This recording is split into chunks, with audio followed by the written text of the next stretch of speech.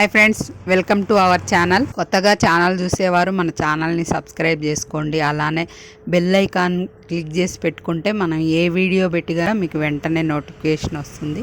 ఇక వీడియోలోకి వెళ్తే చెప్పుకున్నాం కదా, బేబక్ ఎలిమినేట్ అయిపోయారు.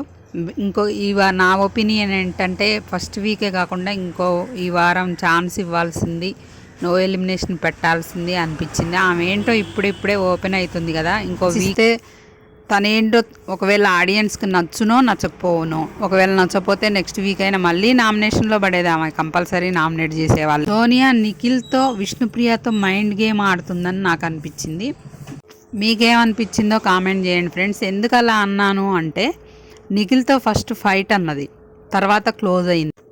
కంపల్సరీ మళ్ళీ నిఖిల్ టీంలోకే వెళ్ళాల్సి వచ్చినప్పుడు మాత్రం తను ఏమంటుందంటే, నాకు నిఖిల్తో ఫైట్ చేయాలని ఉంది, వేరే టీంలో ఉండాలని ఉంది, కానీ తప్పని పరిస్థితుల్లో ఇంకా ఆప్షన్ లేదు కాబట్టి వస్తున్న ఆడపుల్లిని నేను ఫైట్ చేస్తేనే బాగుంటుంది అనిపించింది. ఒకే టీంలో ఉంటే ఫైట్ చేయలేము కదా అని ఇన్ని కబుర్లు చెప్పింది కదా.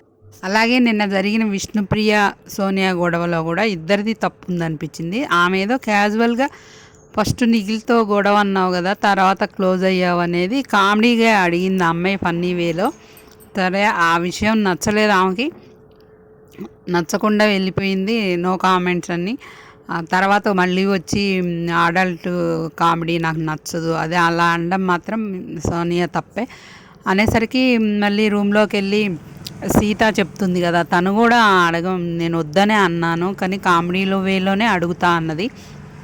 తనకు ఒక ఆలోచన ఉండే ఫస్ట్ నుండి, అలా డౌట్ ఉంది కాబట్టి అడుగుదాం అనుకుంది, అంతేగాని వేరే ఉద్దేశం కాదని చెప్తూనే ఉంది. అంతలో విష్ణుప్రియ వచ్చి, అలా అడగడం మీకు నచ్చకపోతే సారీ అని చెప్పా కదా, మీరు అడల్ట్ అని ఒక మనిషి మీద ఎలా ముద్రేస్తారు, నేనేమన్నా నిఖిల్తో ఇలా ఉన్నారు అని అంటే ఇలా చేతులతో ఇలా ఎక్స్ప్రెషన్ చేసుకుంటూ చెప్పింది అనమాట. అలా ఉన్నారని అడిగానా నేను, ఏదో ఫస్ట్లో గొడవ పడదాం అనుకున్నావు కదా, తర్వాత ఇంత క్లోజ్ అయ్యావేంటా అని అడిగాను, అంతే కదా. ఇంక నువ్వు అడల్ట్ అని ఒక ముద్ర నా మీద ఎట్లా వేస్తావు, అడల్ట్ కామెడీ అని నా మీద ముద్ర ఎలా వేస్తావు అని తను అంటది. అంతటితో ఆగిపోతే బాగుండేది. ఏడవడం అనేది తప్పు కాదు కానీ బయటికి వెళ్ళి ఏడుస్తుంది కదా సోనియా. కొంచెం తను అంత గట్టిగా మాట్లాడే అవతలని ఇది చేసే తను ఏడవడం కొంచెం, తను కావాలని నెగిటివ్ చేయాలి ఈ విషయంలో అని అలా చేసిందేమో అని నేను అనుకుంటున్నాను, నా ఒపీనియన్ మాత్రమే.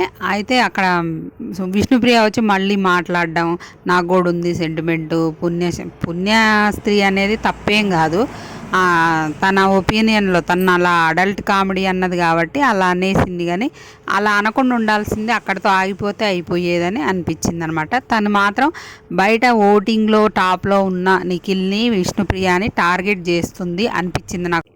తనకంటే లీస్ట్ క్యాండిడేట్ అనుకుంటా ఆ బేబక్కను నామినేట్ చేసింది ఫస్ట్ వీకే. తర్వాత హైయెస్ట్గా ఉన్న విష్ణుప్రియని కూడా తను నామినేట్ చేసింది.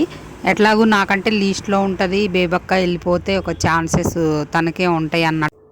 ఏదైతేనే మైండ్ గేమ్ అయితే ఆడుతుంది, తనైతే ఫిజికల్ టాస్క్లో వీక్ అని తనే ఒప్పేసుకుంది కాబట్టి అది గమనించి నిఖిల్, విష్ణుప్రియ జాగ్రత్తగా ఉంటే బాగుంటుంది అనిపించింది. ఇక బిగ్ బాస్ ముద్దు బిడ్డలు సోనియా, యష్మి.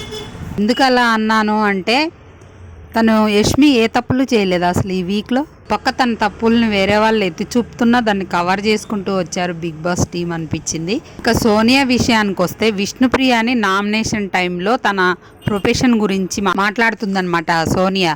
నువ్వు అడల్ట్ షోస్ చేస్తావు, నాకు అది నచ్చదు అని. బయట ప్రొఫెషన్స్ ఎందుకబ్బా తీయడం, తను కావాలనుకుంటే అక్కడ గేమ్ గురించి మాట్లాడాలి, ఆమె బిహేవియర్ అక్కడ హౌస్లో ఎలా ఉంది, ఎవరైనా అంతే. అందువల్లే విష్ణుప్రియ అనాల్సి వచ్చింది, స్త్రీ అయినట్టు మేమేదో కాదు అన్నట్టు అనే టాపిక్ అనేది అమ్మాయి అందుకే తీసుకొచ్చిందేమో అనిపించింది నాకు. ఇంకా విష్ణుప్రియ తిరిగి అనుంటే, నువ్వు ఆర్జీవి దగ్గర వర్క్ చేసి వచ్చావు కదా, తను ఆ టాపిక్ తీస్తే ఎలా ఉండేది. బిగ్ బాస్ టీం చెప్పాలి కదా, బయట ప్రొఫెషన్స్ గురించి ఎందుకమ్మా మాట్లాడడం, ఇక్కడికి వచ్చిన తర్వాత అందులో బిహేవియరు, తన గేమ్ గురించి మాట్లాడాలి, కానీ ఎవరైనా బయట ప్రొఫెషన్స్ గురించి తీయొద్దు, అది తప్పు. అక్కడికి తీసుకున్నారంటే బిగ్ బాస్ అందరూ ఒకటే, అందరూ సమానమే కదా. అక్కడ నాగార్జున గారితో ఆ విషయం చెప్పించాల్సింది, కానీ కవర్ చేశారంటే అందుకే బిగ్ బాస్ ముద్దు బిడ్డ సోనియా అని చెప్పా అనమాట. ఎపిసోడ్ మొత్తం అలా సోగా నడిచింది. మణికంఠ మాత్రం యష్మి విషయంలో ఒక కరెక్ట్ పాయింట్ తీసినా కూడా దాన్నే యష్మికి సపోర్ట్గా కవర్ చేశారు, అందుకే వీళ్ళని బిగ్ బాస్ మిద్దు బిడ్డలు అన్న 35% మార్క్స్ కంటే తక్కువ వచ్చిన వాళ్ళని ఫ్లాప్ అని నిలబెట్టారు. అందులో విష్ణుప్రియ, ఆదిత్య గారు, తన ప్రేరణ, కిరాక్ సీత వాళ్ళ నుండి ఇంకా ఎక్స్పెక్టేషన్స్ ఉన్నాయి, ఎక్కువగా ఉన్నాయి అని చెప్పారు. అలాగే ఇది బిగ్ బాస్ హౌస్ అంటే ఒక ఏంటో ప్రూవ్ చేసుకునే ఇది, అది అవకాశాన్ని వదిలిపెట్టుకోవద్దని కూడా చెప్పారనమాట. ఇంకా రేపైతే బేబక్ ఎలిమినేషన్ ఎపిసోడ్ ఉంటుంది. ఇది అయిపోయిన తర్వాత రేపు ఎపిసోడ్తో మళ్ళీ రివ్యూ చేసుకుందాం ఫ్రెండ్స్. అంతవరకు బాయ్.